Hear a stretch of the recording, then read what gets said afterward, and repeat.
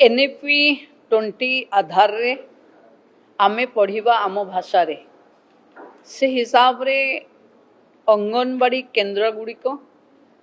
रे निजस्व भाषा रे पढ़िबा आरंभ होइछे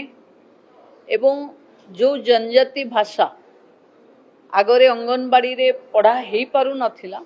ताकू एबे सरकारी स्वीकृति मिलिछि एवं से हिसाब रे पढ़िले गोटे घर भली वातावरण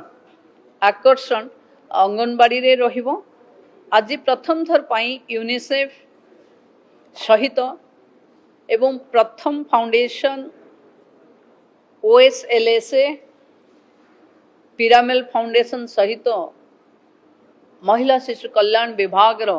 आज बुझावना स्वाक्षरित होइछे जो थिरे आमे बाल्य विवाह निषेध ओडिशा गढ़िबा पाई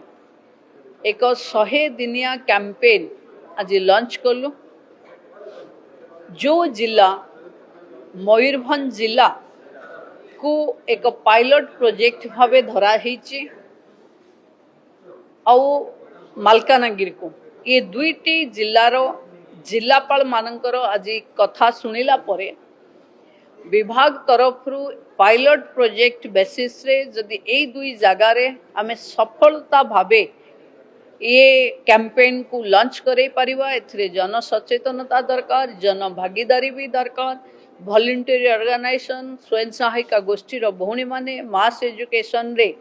गाँ स्कूल रे काम करुथिबा शिक्षक शिक्षयित्री माने अंगनवाड़ी दीदी आशा वर्कर्स माने भी तांको सहयोग रे समस्तक मिलित प्रयास रे ओडिशा रे बाल्य विवाह निषेध को आमे कड़ाकड़ी लगेबू। प्रथमे जन सचेतनता तापरे आसुथिबा समस्यार समाधान करिवु। ये 100 दिनिया कैंपेन